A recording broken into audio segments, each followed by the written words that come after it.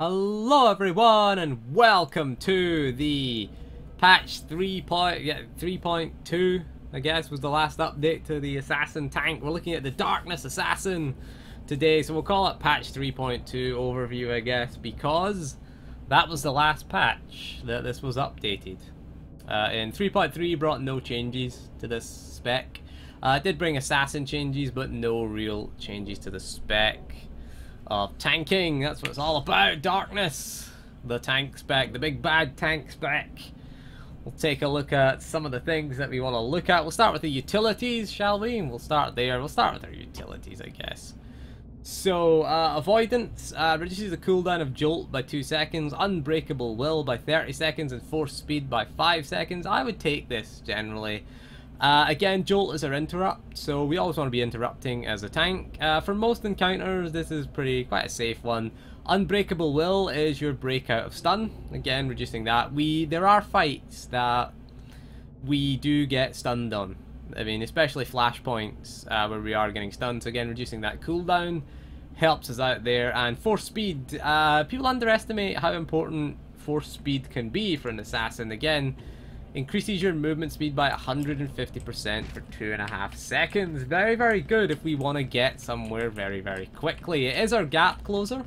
Should point out, we do have a bit of range, you know, Depredating Volt, Shock, Wither, Discharge have 10-meter ranges. I think, yeah, Crushing Darkness as well is 10 meters as well. Force Pull has 30-meter range as well, but we do have a few ranged abilities as this tank, so it's pretty useful on certain fights. It was always useful on Sunder, if you're ever doing that, an Assassin or a Vanguard. Very, very useful for speed. So don't underestimate the usefulness of Force Speed, because it means we get to the target quicker. Quicker we get to the target, the more control we have over the target. So it is very, very useful. Oppressing Force lowers the cooldown of Electrocute by 10 seconds. In addition to our Whirlwind effects, up to 2 additional targets. 2 additional standard or weak enemies within 8 meters of the target. Can be useful if we're doing a lot of CC. If we're having ads, there's not a lot of ads in 3.0 that really need CC'd these days. So again, not something that we're going to take for either flashpoints or operations. Again, we can't CC ops bosses, of course. So again, you could argue maybe Bulow, because they are kind of standard enemies. I think those are. No, I think they're elites anyway. Again, you can stun a few of them if they're attacking the healer, stun one of them really. And Whirlwind tends to very rarely get a look in. The problem with Whirlwind is, I don't even have it keybound, but the problem with it is it has a cast time. And we don't really want to be standing still for 2 seconds, and it's only an 8-second stun, really. It's only 8 seconds. It's not as if it's a minute. Our CC is Mind Trap. Mind Trap is our stealth CC. We tend to use that over Whirlwind. It does have a 30-meter range. It does have a 1-minute cooldown, but for an 8-second stun, nah, most of the time we are going to take Mind Trap if we're doing some CC. So again, not really the best. Shapeless Spirit reduces all damage taken while stunned for 30%. Very, very useful in certain fights. If you look at Depths of Manan, I just did Depths of Manan HM, and the first boss, which stuns you and pushes you around, essentially. We're getting stunned quite a bit. 30% less damage taken is very, very good. Bear in mind, the Assassin tank is probably the weakest tank when it comes to passive mitigation. So if we're getting stunned, we can't really do much active mitigation. So 30% less damage taken is very, very useful, but only if we're going to get stunned. Yeah, again, Obfuscation, increase our movement speed by 15% and stealth level by 5. Can be pretty useful, again, if we're just running around in stealth. We do want to be stealth, really, at the start, so it is quite useful. It can be useful on occasions. Lambast, if we're cleaving, if we're ever in a situation where we're doing flashpoints, you're doing hard mode flashpoints. We're doing a lot of trash, there's a lot of trash pools. Again, if we're in that situation where we have to use cleave, then increase the damage dealt by lacerate by 25% is very, very useful. So it just helps us out with our AoE threat, which isn't a huge problem on the Shadow, but again, it just gets the trash killed quicker. Insulation, we need Dark Charge. The target that we guard gains insulation when they take damage. Increases their damage reduction by 1%. It stacks up to 3 times. Last 10 seconds if you keep your guard on the target. We tend to guard DPS, really, rather than healers. Simply because DPS produce more threat. The damage reduction from guard is not that great. 5% less damage generates. The threat reduction though is 25%. So what we do is we tend to put it on the troublemaker, essentially. Okay. It does transfer 50% of incoming damage, but generally healers don't generate that much of a threat. It tends to be DPS that generate the threat. They generate a lot of threat.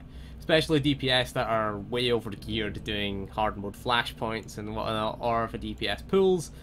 It tends to be them that cause the trouble. They're the ones that cause problems for us. So we generally, that's why we guard the DPS rather than the healer. Certain fights, if we're doing raiding, certain fights, we will have to guard the healer. Okay, we will have to guard the healer on certain fights. Fights like Bulow, I recommend you guard the healer because they take a lot of damage from the pirates. You know, if someone's a bit slow with the barrel, the drunken pirates tend to just go after the healer and hit the healer. And again, you don't want tanks really peeling off and taking them because tanks have focus with the boss. So again, generating that less threat and that less damage for the healer is pretty useful on certain fights, but on most occasions we are going to guard the DPS. So again, it can be useful if the DPS is pulling aggro off you, so insulation can be useful. Electric bindings. Overload binds the target in electricity, immobilizing them for 5 seconds. Direct damage dealt after 2 seconds ends the effect prematurely, so not really that useful. Certain fights, some fights it can be useful. The ads maybe on, it will take a bit of skill to do that, but if you push the ads on the final boss in Depths of Banan into the fire, you know, and stun them in the fire for a few seconds, but generally will be AoE taunting them anyway, so I don't find it that useful. It's more useful in PvP than PvE, but this is a PvE video, so we're not going to do that. Move on to Masterful Disjunction. Increases the duration of Force Shroud by 2 seconds and Force Speed by half a second. Again, we said Force Speed gets us to the target, or it helps us get away from things. Again, we're going to look at Depths of Banan, the second boss.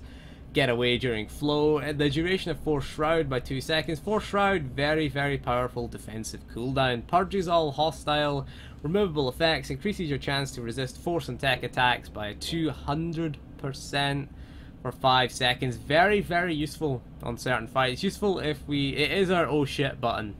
Essentially, oh shit, we're about to die, we're going to press this. Or oh shit, that's a big damage thing incoming, we're going to use Shroud. So increasing its duration by 2 seconds is useful. Very, very useful as a tank. Increase the duration of Force Slow and reduce its cooldown by its static cling. PvP tends to be, we don't really slow many things in PvE. There's nothing that we really need to slow its movement speed of. I think most bosses are immune to slows anyway. Reduce the cooldown of Blackout by 15 seconds. Force Cloak by 30 seconds. For Fade now, Force Cloak can be useful, or it was useful at least in previous tiers. It is a bit less useful. Fights with tank swaps, it tends to be a bit useful on. It can be useful in those fights where we're swapping. We're only doing a single boss and we're tank swapping. Again, we can pop Cloak when we swap with the other tank, and we can gain, again, you can use it with, where's the other one? This one, you use it with Shroud of Madness. Activating Cloak grants 2 seconds at Force Shroud. Very useful on fights like Xenoanalyst. If you were doing that in hard mode, then using Force Cloak was a good way to dump your threat, and getting the 2 seconds of Force Shroud was pretty useful. But in the current tier, it's not so much. A lot of boss fights are either single tank, or it tends to be 2 bosses that you're tanking anyway, so less useful in the current tier. Nerve-wracking is targets controlled by your spike or electrocute take 5% more damage from all sources. Again, can be a bit useful on trash, but bosses are immune to stuns, so not really useful in PvE. PvP, probably, well, you might want to take it because you can use it. You can use spike out of stealth in PvP, so again, it might be a consideration. Immersion, force speed, grants immersion, removing all movement impairing effects, and granting immunity for their duration. Very, very useful on certain fights. Fights like Underlurker hard mode, where you're getting stunned and that, for DPS or tank, is pretty useful. So if you are getting rooted a lot, then it can be useful. Again, Legacy of the Rakata has a boss that roots you, the War Chief, which we shouldn't really be dealing with as a tank. But again, if we are getting rooted, then it's pretty useful. Bear in mind that Shroud will do the same thing as well, so we have two abilities that can do that as well. Sap 9, when you target, when damage breaks to your Mind Trap prematurely, the target will suffer sap, reducing damage deal by 25% for 10 seconds. Again, it can be useful. We tend not to be CCing things these days, especially in pug groups. When we're doing pugging, it is not really the best. Why does someone want the 140 gear vendor? Someone's looking for the one. You know, get the 146 stuff, get the campaign stuff. Anyway, so we tend not to be CCing things. So basically, you should break the damage from your Mind Trap. But again, mostly in the current tier. Maybe the next tier, this might be useful in 4.0, because there's a lot of trash packs in those level 50 flashpoints that need CC'd. So again, it is a nice little thing if you're considering that. But for now, most pug groups just want to AoE everything down, so it kind of negates the usefulness of this. Audacity, which is a good program for recording audio, but not in this instance. In this instance, it reduces the cooldown of Overload by 2.5 seconds. Now, Overload is pretty useful. Again, if you want to bunch up if you want to bunch up a bunch of enemies or push them into like one location, can be quite useful. Okay, it can be quite useful as a tank, particularly certain trash mobs. So again, that can be useful. Force Pull is also useful as well for pulling enemies in, because we want to group up enemies and we want to AoE them down when we're doing this. So again, Push is again a good thing because it controls the movement of enemies. So Recklessness grants an additional charge. Bear in mind that Recklessness gives you 20% shield as well. So Recklessness is a defensive cooldown as well. We will be using it. 30% shield absorption, should we say, from Shroud of Darkness here. So there you go. You can use Recklessness as a defensive and an offensive cooldown. It is very, very useful though, and we'll talk about that in the rotation for Audacity. Heroic ones, Magnetism. When your target recovers from being stunned by your spike or electrocute, movement speed is slowed by 90%. Not really in PvE, to be honest. The only one that's really mandatory is Assassin's Shelter. 3% healing received. Very, very good for our survival. An extra 3%. Your healers will like you for that. In addition, deploying it also deploys Assassin's Shelter, increasing healing done by those within 5 meters of phase walk by 5%. Again, your healers will appreciate that. You want to be popping down an Assassin's Shelter, you just put it down by using your phase walk, and it grants all healing received by 3%. It's passive. There's your phase walk right there. Phase walk would be, we wish it would be more useful. So you can see everyone standing and it gets the Assassin's Shelter buff. It's the healing they deal increased.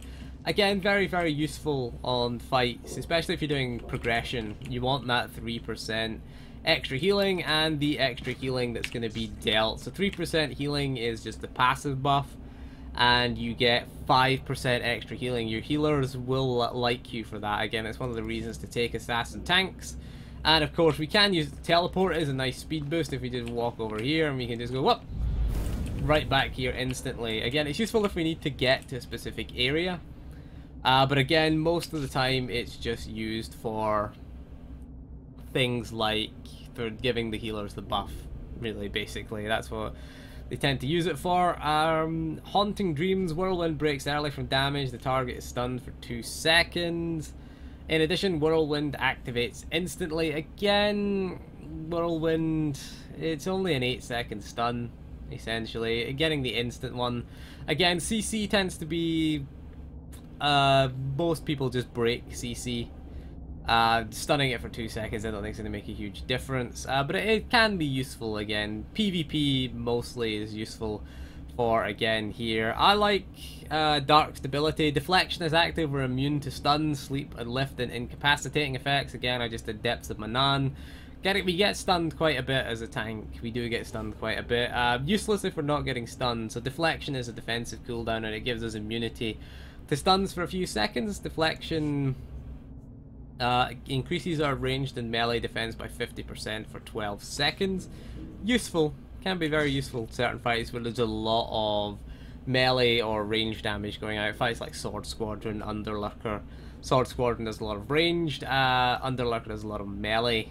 Hand of Darkness, Force Pull immobilizes the target for 3 seconds. Basically this one is, the other two don't apply to us because we don't have them.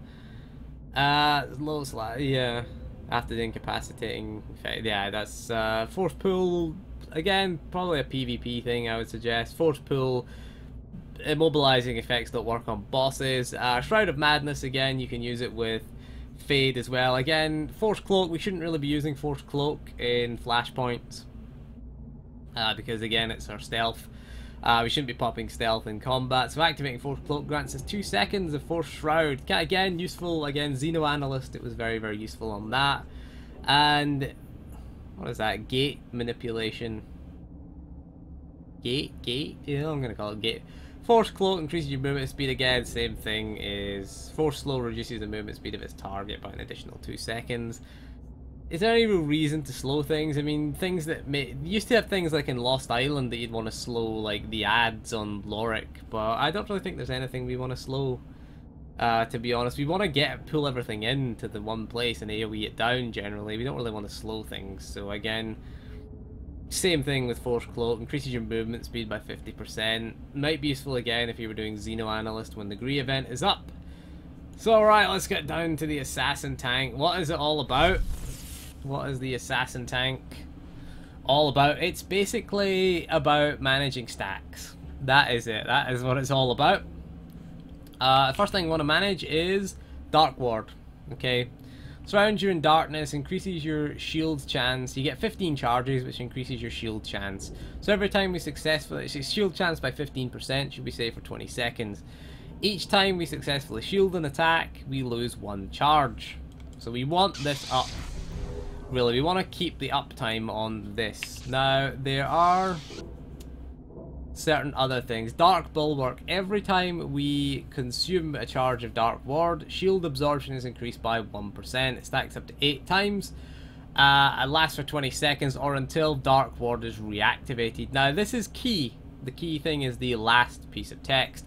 What we want to try and avoid is getting into a situation where we're just using this on cooldown. Now, for starting out as a tank, just using it on cooldown it's not a bad method. It's not a bad method, but what we want to do is at least wait until our stacks of Dark Bulwark are about to wear off, okay? Stacks up to 8 times, or we're down to, I think each time we absorb an attack consumes one of them. Again, so we want to wait until this is about to fall off. So we want to keep track of Dark Bulwark when we get that.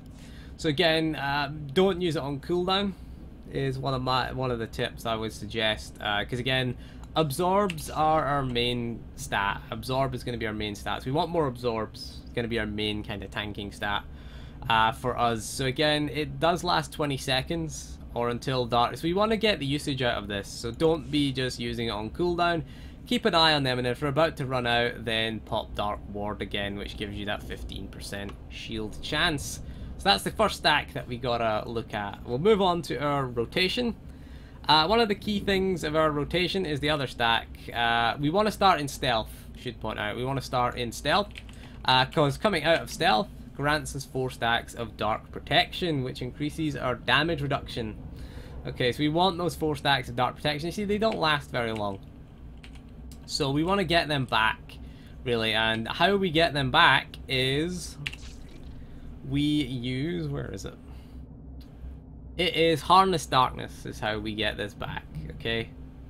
So again, Dark Protection increases damage reduction by 1% and stacks up to 4 times, and it lasts 12 seconds. So again, exiting stealth grants us 4 stacks, which we get here from Shroud of Darkness. Oh no, wait, we don't. It's here. Exiting. Where is it? See, there it is. Conspirator's Cloak. I knew it was one of them. Exiting stealth grants instantly grants us 4 stacks. So we always want to start in stealth. How do we get this back is the question. Because again, we want to always be keeping our active mitigation up. That's the key to this class. So Shock and Wither will grant us Harness Darkness, which makes the next Force Lightning or Depredating Volts. We're not going to use Force Lightning when we hit level 57. It's going to be replaced by Depredating Volts, which is kind of similar to it. Essentially, it's just a channeled ability. Can be used on the move now in patch 3.2. However, what we want from this is it makes it uninterruptible and immune to pushback. In addition, each stack increases the damage dealt by your next Force Lightning and Depredating Volts by 25%. It stacks up to 3 times. Now, we do not want to use this at less than 3 stacks. So at 3 stacks, we are going to use Depredating Volts. And Depredating Volts will grant us Dark Protection. Okay, so we only want to use this when we get 3 stacks. So when we're on our target, our priority is going to be, we want to keep Shock and Wither. Okay, Shock grants us 1 stack, Wither grants us the other stack. Again, we can use this again. We use our Thrash to get a little crit shot proc, and you can see there it is there. We got our 3 stacks, it lights up. We hit our Depredating Volts off, and you can see our Dark Protection coming back. Our goal again is to always keep Dark Protection. So the priority, so what is our rotation basically? Bear that in mind, that that is one of the keys of our rotation. So our rotation tends to be on bosses. We'll cover the boss rotation tends to be start in stealth, get Dark Ward up. Now your highest threat ability is Force Pull. So when we're doing a boss, we want to have Force Pull as our opener, Force Pull, and then we're going to sprint into the boss, face the boss away, and our next priority is going to be Shock. Because bear in mind, we want to get this buff back, okay, as quickly as possible. So you see it goes off fairly quickly. We want to get this buff back, so Shock, Wither is our next one. Shock, Wither. The reason why we use Shock first is it has a shorter cooldown, 6 seconds as opposed to 10 seconds. So Shock, Wither, and then it's just a case of going about our... Then you can see there we get the proc on Shock there, which gives us a low, takes the cooldown away and gets us an auto crit. Shock makes Shock an auto crit, and then Depredating Volts again to bring back those stacks. We only really want to use Depredating Volts. Bear in mind you can use it on the move as well. So we only really want to use Depredating Volts when it lights up, basically. And how to get it to light up is you use Shock. Your basic filler is going to be Thrash.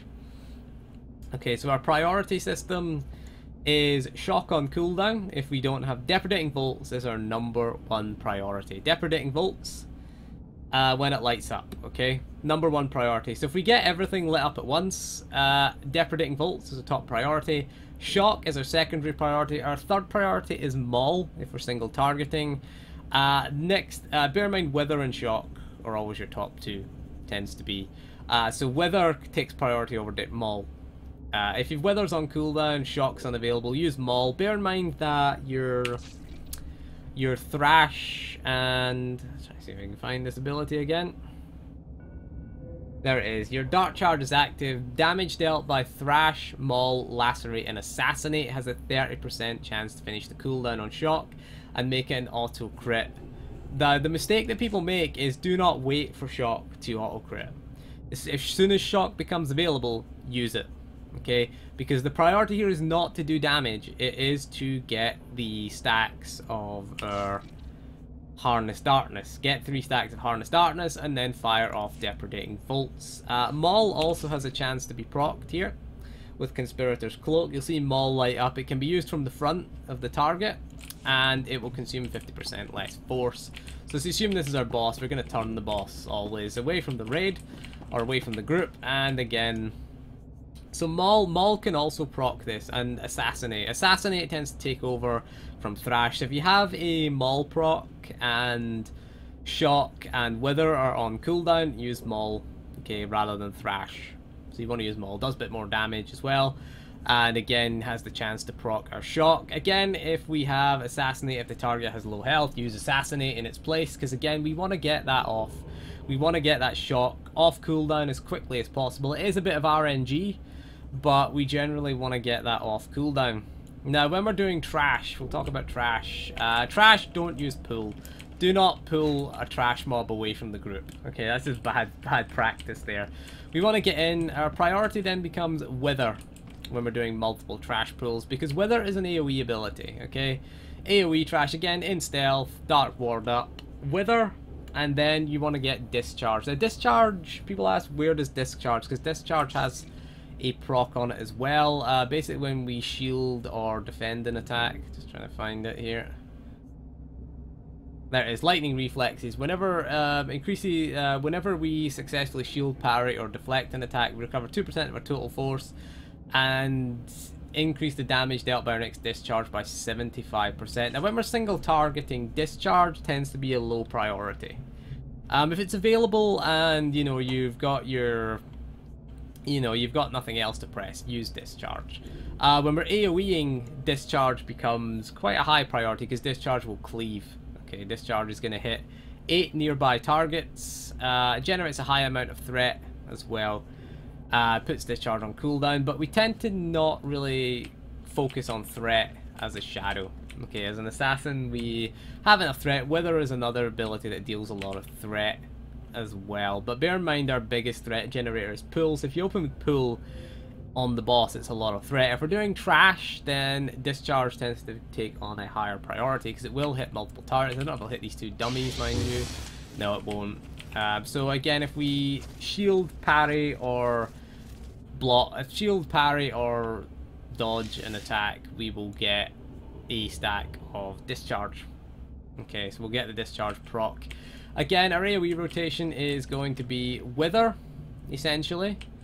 Wither, then Shock, then you're going to replace Thrash with Lacerate. Lacerate away. Discharge if it procs, and again, get back to your single target thing where you want to get Shock on cooldown and get your Depredating Bolts charges. It should look something like this. Wither to generate a lot of threat. Might as well do AoE taunt as well. Again, Discharge if it procs, get it through Lacerate. So if you can see, Lacerate can proc this as well. You can also get your Shock off as well. In that instance, we've evaded the target there, that's useful. So again, Lacerate, Discharge, Shock, proc these Lacerates off, and again, get our Depredating Bolts out there. We already had a stack, but Lacerate tends to take on the priority. Maul isn't a huge priority here. Replace the priority of Maul with Discharge, essentially, because Discharge will hit multiple targets and is very, very useful. Now, if you've got an enemy, one enemy that's here, one ranged enemy that's here, and say one's over there, you can then pull that enemy in towards you as well. So you want to just group up everything for a nice bit of AoE damage as well. So again, that is kind of, it's quite a weak tank in terms of its passive mitigation. It does have a lot of mobility in terms of its tank, because we can use Depredating Bolts on the move, we can use everything else on the move. Now, Depredating Bolts is a good change, so we can just use this while moving. Pretty nice. It still has a 10-meter range now. Things that we want to weave in with that rotation. Generally, we want to weave in Recklessness. Recklessness, the best time to use Recklessness is when you have an auto-crit shock, because it will generate a lot of threat. You can put it in on your opener as well if we're trying to get these back. Bear in mind if we have the 3 charges of Recklessness, and also Recklessness is a defensive cooldown as well. Okay, Recklessness will give us 30% shield absorption for 20 seconds, so it is quite useful to use Recklessness. We want to ideally get Recklessness with Depredating Bolts and with an auto crit shock as well, because it'll do a lot more damage, and again, more damage means more threat.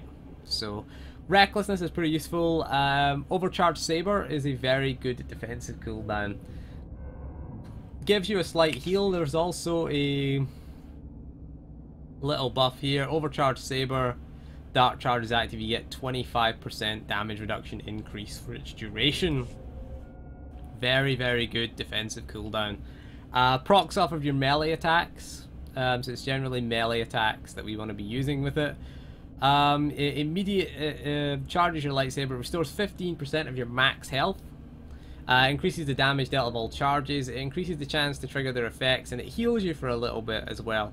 So again, in addition to our oh shit button, we have Overcharged Saber. Bear in mind it only works with melee attacks, so your force attacks will not trigger the charge effects. So again, it's overcharges your lightsaber generally, and it's the melee attacks that trigger it. So again, very, very useful. Again, we talked about deflection as a defensive cooldown. It is useful. Again, overload is pretty useful. Again, so we get a set of mobs that are over here, and we want to push them. We can go boom, push them into the big mob, and then go AOE cleaving as well. But other than that, we don't really want to use overload. What else have we got to talk about? AOE taunt. Generally, what we do is wither, discharge, then we AOE taunt, use our mass mind control. Crushing Darkness is a bit useless these days. The problem with it is that its range has been nerfed to 10 meters. So generally we want to open with pull on a boss. Used to be you could open with Crushing Darkness, you could start casting it at 30 meters and then pull and then get into the boss with your rotation, but it's less useful. I guess if you've... Bear in mind your priority is always going to be to regenerate. So you want to be using melee attacks, not a force attack. It is a nice little dot. I suppose if you're going to be away from the boss, we can kind of see the point of it, but honestly, I don't see the point. But overall, this is a very good tank. In terms of its mobility, again, it's very, very useful. A lot of people like this tank. But in terms of its passive mitigation, it is the weakest. If you don't keep these things up, if you don't keep those stacks up, it's all about stacks, okay? If you don't manage your stacks of Dark Ward, your stacks of whatever that other thing was called that we were talking about earlier, or Dark Protection was the other thing, but it was... What was it called? Successfully shield... No, I can't find it anymore. Oh, there it is. Dark Bulwark. Dark Bulwark, Dark Protection, Dark Ward. If you lose track of those stacks, you can get into trouble with an assassin. But when you're starting out, I'd recommend just using Dark Ward on cooldown. When you get more advanced and you start tanking a little bit more with it, then you can start to look at your Dark Bulwark charges. Wait until you're down to like one stack and then refresh it. But yeah, in terms of gearing, we talked about this in our gearing video. Anyway, gearing, absorb tends to be the main stat that we want. Shield rating is... Shield has everything in it, okay? But absorb, we want at least sort of 40% kind of minimum for story mode ops. Yeah, 40% is probably about your minimum for SM ops. Defense chance, we want at least 20%. Now, don't ignore defense. We say absorb is the stat that you really want. Shield has everything in it, and bear in mind we get the 15% shield chance. We get 53% shield chance if we're keeping Dark Ward up, so we do want the absorb. The absorb is generally what we want for this tank, again, because we get that shield buff. We do get absorb buffs as well, which is pretty nice, but again, absorb, we want to be, if we're shielding a lot of attacks, we want to be absorbing a lot of damage, basically. Don't ignore defense, though, however. We want to keep defense in quite a few things. You can see I've got defense here, we've got defense here. A couple of things with defense in them. Generally, about 20% defense is about the minimum that you want to do. Bear in mind your stim will increase defense. We'll talk about the stim. Fortitude stim. Now, I've finally learned the purple stims here. For this, increases endurance by 169, defense by 70. I do have the new one, the newest purple one. I got my sniper to learn that, but it's sitting in legacy. We want to have this up again, gives us a bit more health and defense as well. All tanks, it's just the same one. But bear in mind, so that goes up to about 22% defense. So certain fights that are very defense heavy, like Underlurker and Sword Squadron, tend to hit you with a lot of ranged or melee. Bear in mind, defense is your chance to dodge or parry ranged or deflect or parry ranged or melee attacks. So again, there's a lot of ranged attacks going out on Sword Squadron. The rapid fire is a ranged attack as well, so having defense is useful for a shadow. But again, absorb generally is our go-to for absorb. Shield has everything, has shield in it, okay? Every single item you have has shield in it, so we don't worry about shield. For things like these, we just take absorb in them. The relics have defense in them.